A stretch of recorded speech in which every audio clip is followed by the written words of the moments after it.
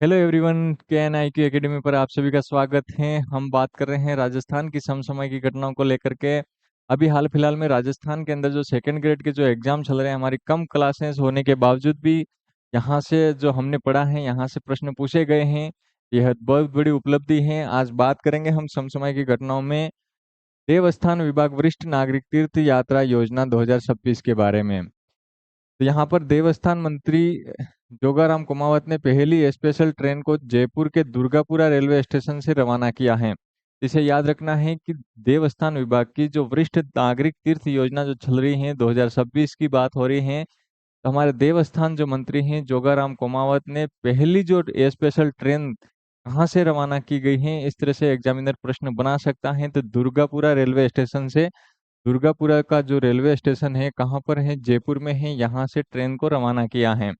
दुर्गापुरा से कहाँ जाएगी? दुर्गापुरा से ट्रेन रवाना होकर के रामेश्वरम और मदुरई जाएगी। जो मीनाक्षी मंदिर यहाँ जाएगी, यहाँ दर्शन करवाए जाएंगे। यहाँ पर कुल लाभार्थी कितने शामिल हैं? तो यहाँ पर इस योजना में देव वरिष्ठ नागरिक तीर्थ यात्रा योजना में कुल लाभार्थी कितने शामिल हैं? तो कुल 56,000 लाभार्थी यानी कि बुजुर्गों को यहाँ मुफ्त यात्रा करवाई जाती है।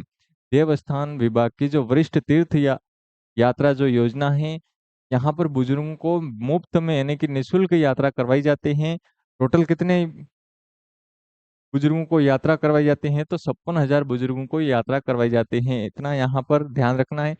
हवाई यात्रा की बात करें, इसमें जो वरिष्ठ नागरिक तीर्थ यात्रा जो योजना है, यहाँ पर ट्रेन और हवाई यात्रा दोनों शामिल हैं। हवाई यात्रा की बात करें तो हवाई यात्रा 20 जुलाई से 22 सितंबर 2026 तक नई दिल्ली एयरपोर्ट से रोजाना नेपाल में जो काठमांडू में पशुपतिनाथ मंदिर हैं, यहाँ के दर्शन करवाए जाएंगे। इस योजना के तहत तो 2860 बुजुर्गों के दर्शन करवाए जाएंगे। हवाई यात्रा के माध्यम से नेपाल में जो पशुपतिनाथ मंदिर हैं, वहां पर दर्शन करवाए जाएंगे। बुजुर्गों को निःशुल्क करवाए जाएंगे। कितने बुजुर्ग शामिल किए गए हैं इसमें? तो 2860 बुजुर्ग शामिल किए गए हैं, ये याद रखना है। तो टोटल जो वरिष्ठ नागरिक तीर्थ यात्रा योजना है, इसमें टोटल 56,000 बुजुर्गों को मुफ्त यात्रा करवाई जाएगी। मुफ्त यात्रा करवाई जाएगी। इसे याद रखना है, ध्यान रखना है।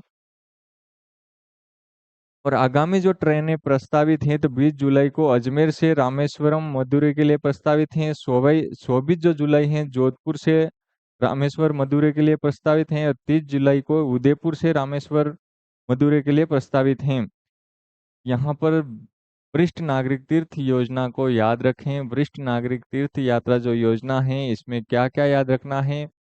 पहली जो स्पेशल ट्रेन कहाँ से रवाना हुई थी? तो दुर्गापुरा रेलवे स्टेशन जयपुर से रवाना हुई थी। इस पॉइंट को एक तो हमें याद रखना है। उसके बाद में टोटल कितने लाभार्थी हैं? तो 56,000 लाभार्थी हैं। हवाई यात्रा कितने बुजुर्गों को करवाई जाएगी? तो 2860 बुजुर्गों को मुफ्त यात्रा करवाई जाएगी। मोटे मोटे इन तीन पॉइंटों को हमें यहाँ पर याद रखने की आवश्यकता है। नेक्स्ट बात करें हम राष्ट्रीय से यानी कि टीबी उन्मूलन कार्यक्रम, टीबी मुक्त राजस्थान। इसमें अभी समीक्षा जो बैठक हुई है, राज्यपाल हरिभाऊ बागड़े ने राजभवन में राष्ट्रीय से उन्मूलन की प्रगति की समीक्षा की है। तो हमारे जो माननीय जो राज्यपाल महोदय हैं हरिभाऊ बागड़े ने राजभवन में राष्ट्रीय से उन्मूलन प्रगति की अभी समीक्षा की है। समीक्षा में जो नया जो लक्ष्य दिया गया है, डेडलाइन जो दी गई है, प्रधानमंत्री नरेंद्र मोदी की मंशा के अनुरूप वर्ष 2030 तक राजस्थान को पूरी तरह से टीबी मुक्त करने का संकल्प लिया है। इस पॉइंट को याद रखना है कि राजस्थान को पूरी तरह से टीबी को मुक्त करने का जो टारगेट है, जो लक्ष्य है, वो कौन सा है? 2030 है। यहाँ से 2030 को याद रखें। 2030 से सवाल बन सकता है कि राजस्थान का टारगेटेड जो लक्ष्य है वो किस वर्ष निर्धारित किया गया है? टीबी को कब खत्म कर दिया जाएगा? तो 2030 में खत्म करने का लक्ष्य रखा है। वर्तमान की जो उपलब्धि है, राजस्थान की 95 ग्राम पंचायतें टीबी मुक्त हो चुकी हैं। यानी कि राजस्थान के अंदर 95 जो प्रतिशत ग्राम पंचायतें हैं वो टीबी से मुक्त हो चुकी हैं। और यह 90% लक्ष्य पूर्ण हो चुका है। यह राजस्थान का लगभग 90% लक्ष्य पूर्ण हो चुका है।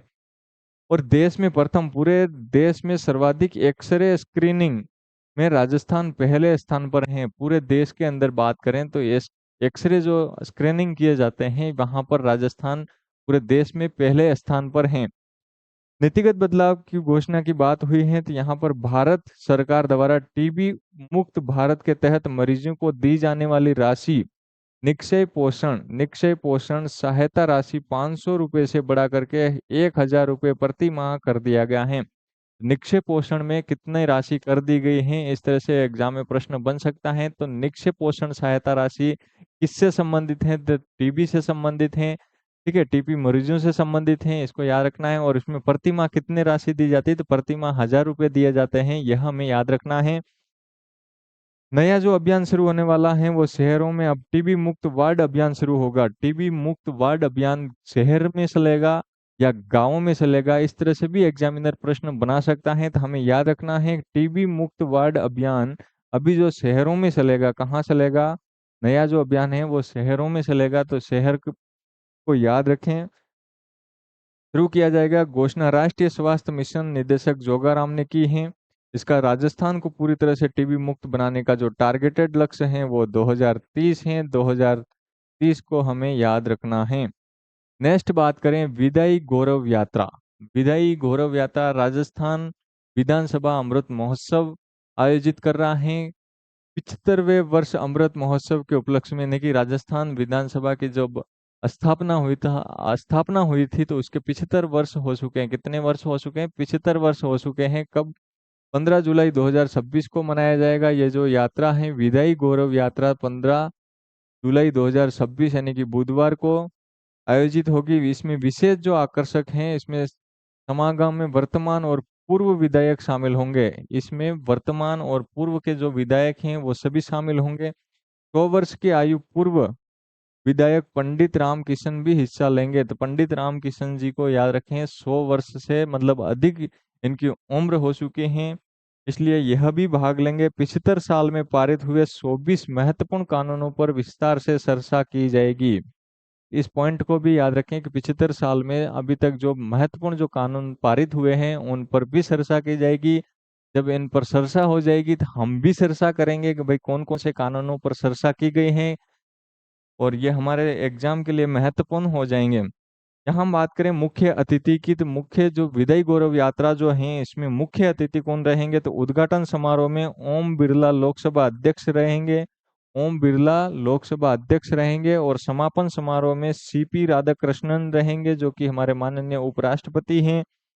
और उसके बाद विशिष्ट अतिथि की बात करें तो विशिष्ट अतिथि में हमारे माननीय राज्यपाल महोदय हरिभाऊ बागड़े साहब रहेंगे, और हमारे मुख्यमंत्री महोदय भजनलाल जी शर्मा रहेंगे।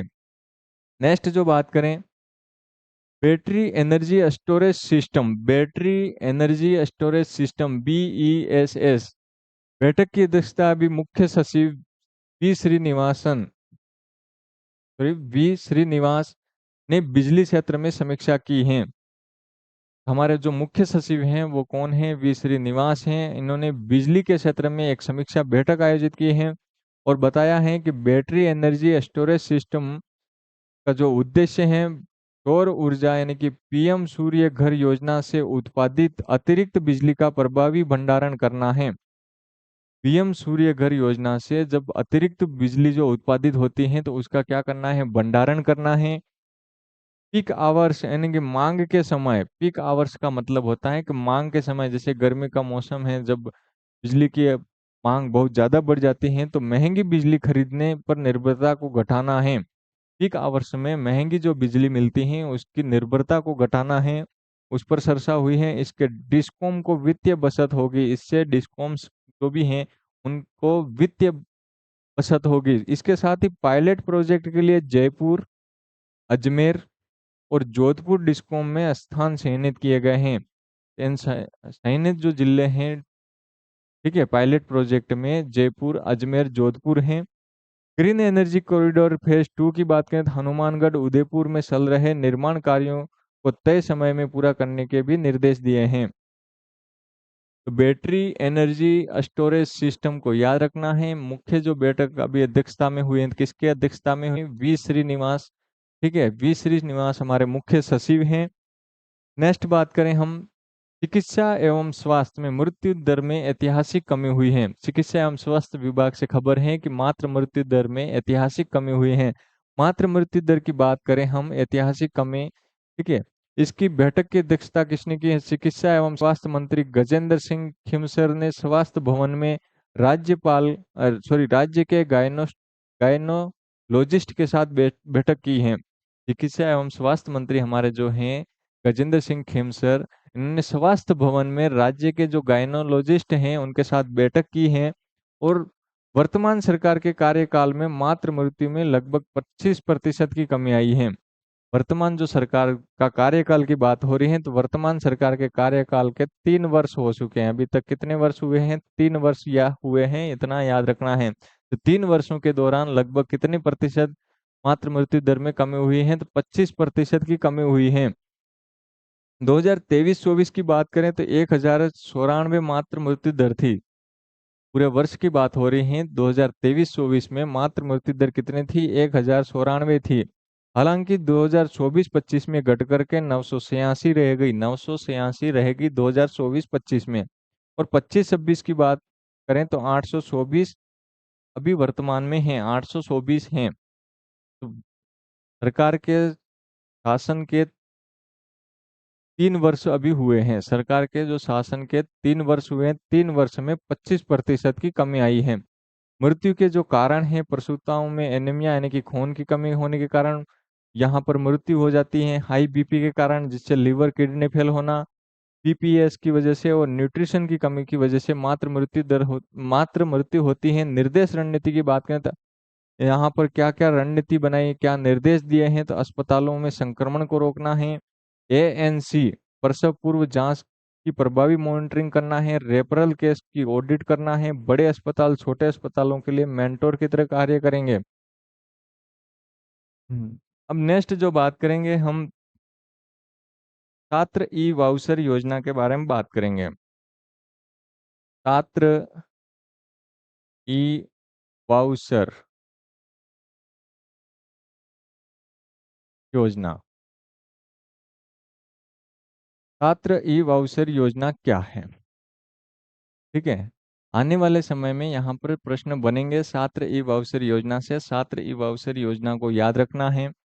यहाँ पर किसकी योजना है? तो राजस्थान सरकार की योजना है। राजस्थान सरकार की योजना है। इसमें नोडल जो विभाग हैं, नोडल विभाग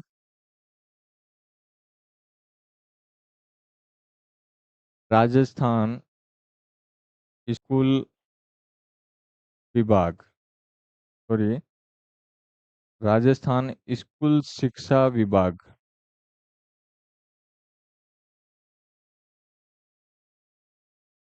करना क्या है? बी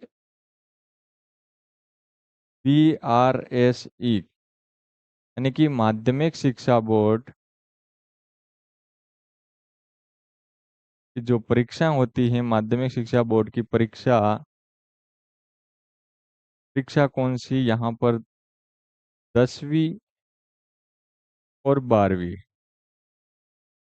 यहाँ पर 10वीं और 12वीं की जो परीक्षाएं होती हैं, 10वीं और 12वीं की परीक्षाओं में टॉप रैंक वाले स्टूडेंट, टॉप रैंक वाले छात्र, ये वाउचर योजना राजस्थान सरकार की योजना है। यह राजस्थान के मतलब जो स्कूल शिक्षा विभाग हैं, वो नोडल विभाग बनाया गया है। माध्यमिक शिक्षा बोर्ड द्वारा यहाँ पर परीक्षाएं आयोजित करवाई जाती हैं 10वीं और 12वीं की। 10वीं और 12वीं में जो मेरिट में आने वाले या टॉप रैंक वाले विद्यार्थियों को क्या करना है? इनको डिजिटल शिक्षा से जोड़ना है। डिजिटल डिजिटल शिक्षा से जोड़ना। अब डिजिटल शिक्षा से जोड़ना है तो क्या किया जाएगा? विद्यार्थियों को यहाँ पर लैपटॉप और टेबलेट देने की बात हुई है। लैपटॉप और टेबलेट। अब सरकार कैसे देगी? सरकार किस तरीके से देगी? तो यहाँ पर सरकार छात्र को क्या करेगी? सरकार छात्र को ई वाउचर देगी, ई वाउचर देगी। ये मोबाइल के अंदर एसएमएस के माध्यम से देगी।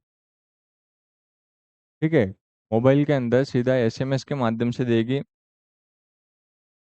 और इसमें मोबाइल में एसएमएस में क्या होगा, यहाँ पर डिजिटल कूपन होगा, डिजिटल कूपन होगा या क्यूआर कोड होगा। डिजिटल कूपन या क्यूआर कोड को लेकर के विद्यार्थी या जो छात्र हैं वो कहाँ जाएगा, दुकानदार के पास जाएगा। दुकानदार के पास जाएगा और दुकानदार छात्र को क्या देगा, टेबलेट या फिर लैपटॉप। और सरकार क्या करेगी, सरकार दुकानदार के खाते में भुगतान कर देगी।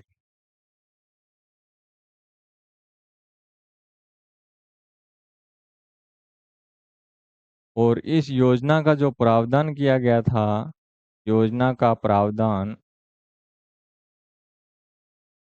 बजट 2026-27 में किया था। ये मोटी मोटी मैंने बता दिया है। छात्र ई वाउचर जो योजना है राजस्थान सरकार की योजना है। यहाँ पर नोडल विभाग कौन है, तो राजस्थान स्कूल शिक्षा विभाग है। माध्यमिक शिक्षा बोर्ड में 10वीं 12वीं के विद्यार्थी जो मेरिट में आने वाले हैं या जो टॉप रैंक में आने वाले हैं उनको क्या करना है, डिजिटल शिक्षा के साथ में जोड़ना है। डिजिटल शिक्षा के साथ में कैसे जोड़ेंगे, तो लैपटॉप और टैबलेट दे करके जोड़ेंगे। और जब विद्यार्थी को क्या किया जाएगा, ई वाउचर दिया जाएगा। ई वाउचर मतलब डिजिटल रूप में दिया जाएगा, मोबाइल में एसएमएस के माध्यम से दिया जाएगा। उसमें डिजिटल कूपन रहेगा या फिर क्यूआर कोड रहेगा। वो उसको लेकर के विद्यार्थी कहाँ जाएगा, दुकानदार के पास में जाएगा। और दुकानदार क्या करेगा, उसको टेबलेट या लैपटॉप दे देगा। और उसका भुगतान कौन करेगा, तो सरकार करेगी। ठीक है, इस योजना का जो प्रावधान किया था बजट 2026-27 में किया था। और यहाँ पर कितने हजार की बात हुई थी, तो यहाँ पर 20,000 रुपए की बात हो रखी है। तो 20,000 रुपए का प्रावधान ई वाउचर योजना में छात्र हित के लिए किया गया है। इस- तो छात्र ई वाउचर योजना आप समझ चुके होंगे। नेक्स्ट बात करेंगे हम इसी में।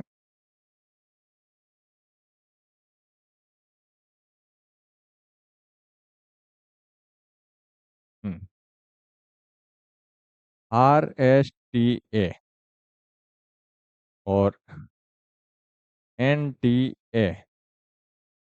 NTA का मतलब होता है नेशनल टेस्टिंग एजेंसी। और RSTA का मतलब होता है राजस्थान स्टेट टेस्टिंग एजेंसी। अब सरकार ने बजट 2000 बजट 2026-27 में प्रावधान किया है। किसने प्रावधान किया है, राजस्थान सरकार ने। राजस्थान सरकार ने बजट 2026-27 में प्रावधान किया है। नेशनल टेस्टिंग जो एजेंसी है NTA, इसी के तर्ज पर क्या किया जाएगा, राजस्थान में भी राजस्थान स्टेट टेस्टिंग एजेंसी बनाई जाएगी। जिससे क्या होगा, भर्ती परीक्षाओं में भर्ती परीक्षाओं में पारदर्शिता आ जाएगी, पारदर्शिता। उसके साथ ही पेपर लीक जैसी घटनाएं यहाँ पर समाप्त हो जाएगी। इसमें कौन कौन सी परीक्षाएं शामिल की गई हैं, परीक्षाओं की बात करें हम, यहाँ पर रीट सीईटी की बात हुई है। और साथ ही यूनिवर्सिटी के जो एग्जाम होते हैं,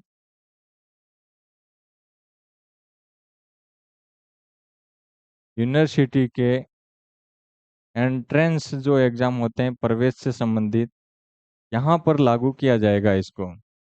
इसको याद रखें, राजस्थान स्टेट टेस्टिंग एजेंसी को याद रखें।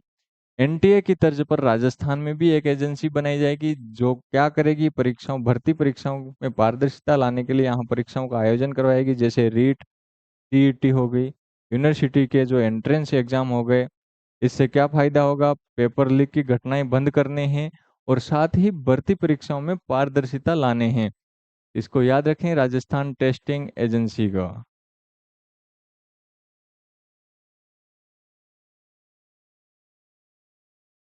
नेक्स्ट जो बात करेंगे हम, 5वां अंतर्राष्ट्रीय सिंधी सम्मेलन। 5वां जो अंतर्राष्ट्रीय सिंधी सम्मेलन, 5वां अंतर्राष्ट्रीय सिंधी सम्मेलन, 5वां जो अंतर्राष्ट्रीय सिंधी सम्मेलन हुआ है, कहाँ आयोजित हुआ है, कहाँ पर हुआ है? उदयपुर में हुआ है। उदयपुर को क्या कहते हैं? जिलों की नगरी, जिलों की नगरी। इसका जो उद्देश्य क्या है? 5वां जो अंतर्राष्ट्रीय सिंधी सम्मेलन आयोजित हुआ और किया जा रहा है, उसका उद्देश्य क्या है? सिंधी लिपि, सिंधी जो लिपि है, भाषा है, संस्कृति है, सिंधी भाषा, लिपि, संस्कृति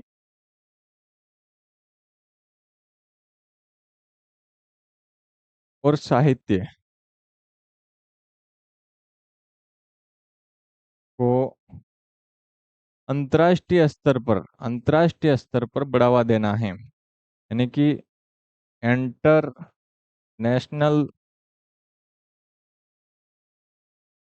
लेवल पर बढ़ावा देना है, बढ़ावा देना है। राजस्थान के अंदर, राजस्थान सिंधी अकादमी की बात करें, सिंधी अकादमी कहाँ पर है? तो जयपुर में है। तो देखें, 5वां जो अंतर्राष्ट्रीय सिंधी सम्मेलन कहाँ पर आयोजित किया गया है, कब आयोजित किया गया है? यह 13 जुलाई, 13 जुलाई 2026 को आयोजित किया गया है। 5वां अंतर्राष्ट्रीय सिंधी सम्मेलन 13 जुलाई 2026 को कहाँ पर? उदयपुर में। जिलों की नगरी उदयपुर को कहते हैं। उद्देश्य क्या है? सिंधी लिपि, भाषा, संस्कृति, साहित्य को इंटरनेशनल लेवल पर बढ़ावा देना है। और राजस्थान सिंधी अकादमी की बात करें तो कहाँ पर है राजस्थान सिंधी अकादमी? जयपुर में है। यदि हम उदयपुर में जिलों की बात करें, कौन कौन सी जिले यहाँ पर हैं? यहाँ पर आपको उदय सागर, उदय सागर, गोवर्धन सागर, गोवर्धन सागर, पिसोला, पिसोला झील, दूध तलाई,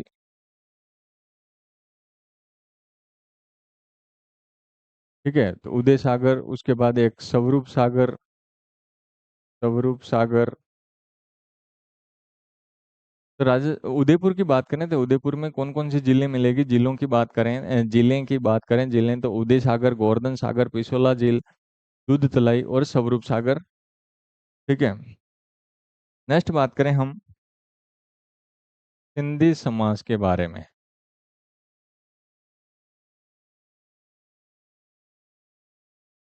सिंधी जो समाज है, दिख रहा है क्या? हाँ। सिंधी समाज, सिंधी समाज में बात करें भगवान की, यहाँ पर भगवान के रूप में किसे पूजा जाता है? झूलेलाल को, झूलेलाल को। झूलेलाल की बात करें तो झूलेलाल जी भगवान साहब का जन्म होता है 10वीं शताब्दी में, 10वीं शताब्दी में। कहाँ होता है? पाकिस्तान में होता है। इनके त्योहारों की बात करें, सिंधी समाज के त्योहारों की बात करें, त्योहार कौन कौन से होते हैं?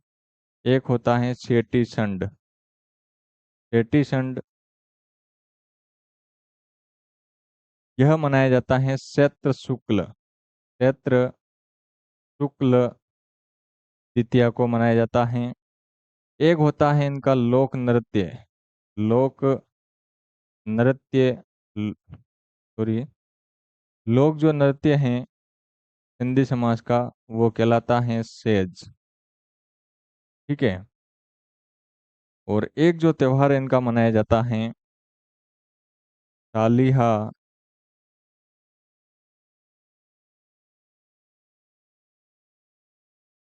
सालिहा साहब। इसमें क्या किया जाता है सालिहा साहब में? 40 दिन, 40 दिन की प्रार्थना से संबंधित हैं। तो सिंधी समाज को याद रखें, सिंधी समाज को लेकर के यानी कि भगवान, इनके भगवान की बात करें तो झूलेलाल हैं। इनका जन्म 10वीं शताब्दी में कहाँ पर होता है? पाकिस्तान के अंदर होता है। इनके त्योहारों की बात करें तो सेठी आता है, प्रमुख जो त्योहार है सेठी है। चैत्र शुक्ला द्वितीया को आता है। लोक नृत्य की बात करें तो इनका लोक नृत्य क्या कहलाता है? सेज कहलाता है। और दूसरा जो मुख्य त्योहार होता है सालिहा साहब, यानी कि 40 दिन की यहाँ पर प्रार्थना होती है इसमें। और ज़्यादा डिटेल में हम कला और संस्कृति में, राजस्थान की कला और संस्कृति जो सब्जेक्ट है वहाँ पर पढ़ेंगे। तो 5वां अंतर्राष्ट्रीय सिंधी सम्मेलन कहाँ आयोजित हुआ है? उदयपुर में आयोजित हुआ है। कब आयोजित हुआ है? 13 जुलाई 2026 को आयोजित हुआ है। और इसका जो उद्देश्य क्या था? तो सिंधी लिपि, भाषा, संस्कृति, साहित्य को इंटरनेशनल लेवल पर बढ़ावा देना है। राजस्थान में सिंधी अकादमी की बात करें तो कहाँ पर है? जयपुर में है। और इनके प्रमुख त्योहारों की बात की हमने, सेठी संड, लोक नृत्य, सेज और सालिया साहब की। उसके बाद झूलेलाल जी इनके भगवान के रूप में पूजे जाते हैं। इनका जन्म 10वीं शताब्दी में पाकिस्तान के अंदर होता है। और हमने बात की थी जिलों की नगरी, तो उदयपुर में कौन कौन से जिले हैं? उदय सागर, गोवर्धन सागर, पिछोला झील, दूध तलाई, स्वरूप सागर। इन जिलों को भी याद रखें, वहां पर डिटेल में पढ़ेंगे हम आगे राजस्थान के भूगोल में।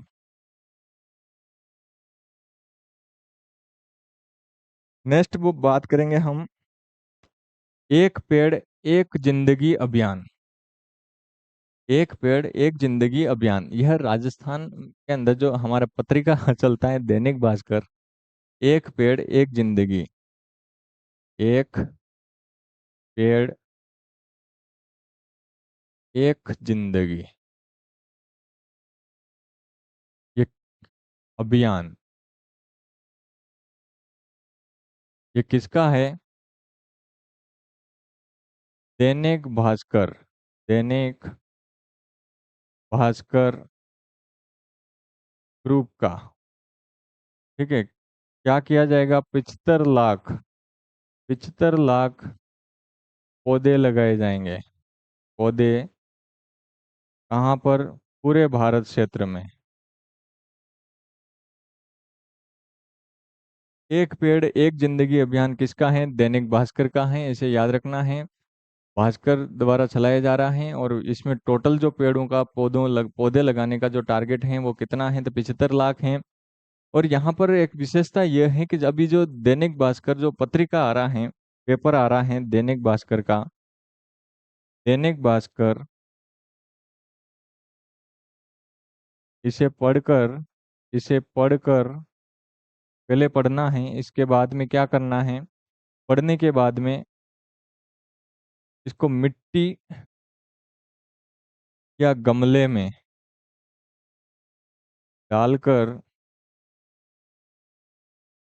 पानी देना है। और कुछ ही दिनों के बाद, कुछ ही दिनों के बाद क्या हो जाएगा? एक पौधा उग जाएगा।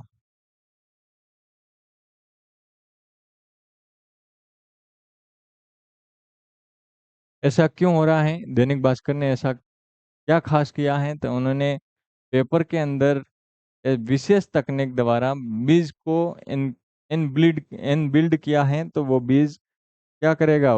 एक पौधे का रूप देगा।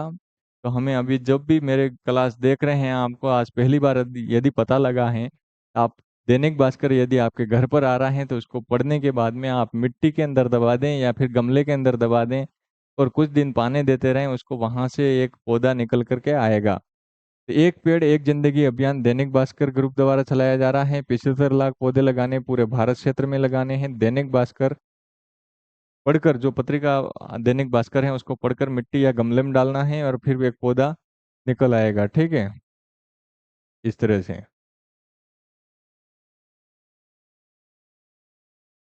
इसे याद रखें। नेक्स्ट जो बात करें हम, देखता हूँ छोटा हो जाएगा क्या, कोशिश करेंगे। हम्म।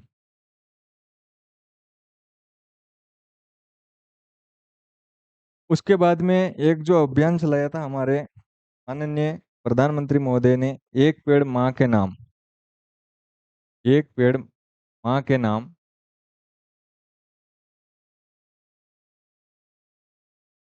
एक पेड़ माँ के नाम।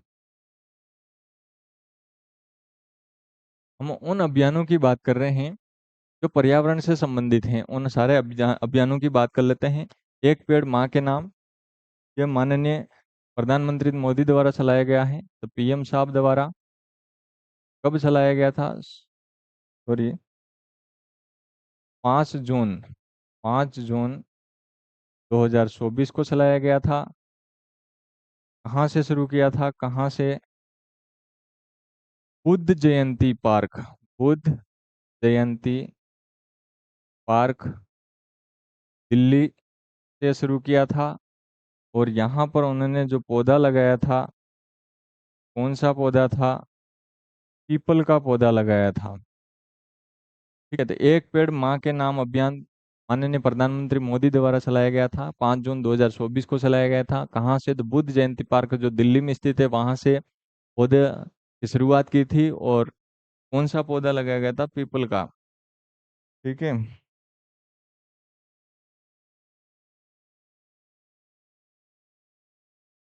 अब बात करते हैं नेक्स्ट जो अभियान है हमारा, हरियालो राजस्थान, हरियालो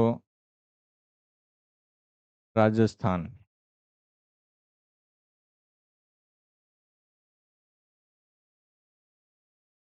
हरियालो राजस्थान अभियान भी कब शुरू हुआ है? कब की बात करें, यह 7 अगस्त, 7 अगस्त 2024 को। ठीक है, किसने शुरू किया था? पीएम साहब ने। ठीक है, पीएम साहब कौन थे यहाँ पर? भजन लाल, भजन लाल जी शर्मा साहब द्वारा, भजन लाल जी शर्मा द्वारा यह अभियान शुरू किया था। हरियाणा राजस्थान कब? 7 अगस्त 2024 को। कहाँ से, यानी कि कहाँ से शुरू किया था? वानिकी उद्यान जालाना। कहाँ से शुरू किया था? वानिकी उद्यान जालाना, जयपुर से शुरू किया था। इसको याद रखें, वानिकी उद्यान जालाना जयपुर से शुरू किया था। वानिकी उद्यान जालाना जयपुर से शुरू किया था। हरियालो राजस्थान अभियान कब से शुरू हुआ था? 7 अगस्त 2024 को शुरू हुआ था। 7 अगस्त 2024 की बात करें तो यहाँ पर हरियाली तीज, हरियाली तीज के दिन, इसे भी याद रखें क्योंकि इस तरह के प्रश्न एग्जामिनर पूछने लग गए हैं। हरियाली तीज के दिन यहाँ पर हरियालो राजस्थान अभियान शुरू हुआ था। इस दिन तो हरियाली तीज के दिन यहाँ पर शुरू हुआ था। और इन्होंने जो पेड़ लगाया था कहाँ पर? वानिकी उद्यान जालाना जयपुर में बरगद का पेड़ लगाया था, बरगद का पेड़ लगाया था। इस बरगद के पेड़ को याद रखें। ठीक है, बरगद के पेड़ को याद रखें। जब हरियाणा राजस्थान शुरू हुआ तो कौन सा पेड़ लगाया था? बरगद का पेड़ लगाया था।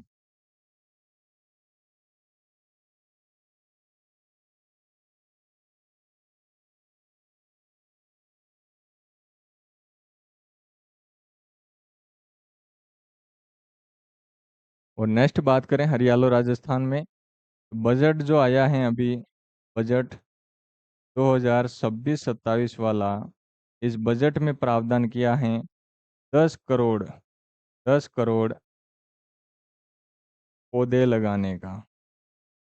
ठीक है, 10 करोड़ पौधे का, उसके बाद में 5 वर्ष का जो टारगेट है, 5 वर्ष का जो लक्ष्य है, 5 वर्ष का जो लक्ष्य निर्धारित किया है, तो 50 करोड़ पौधे लगाने का, 50 करोड़ पौधे लगाने का।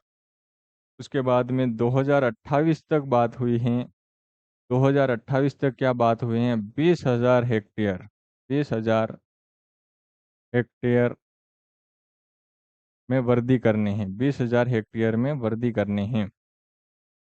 यह थे हमारे 14 जुलाई 2026 के करंट अफेयर की क्लास।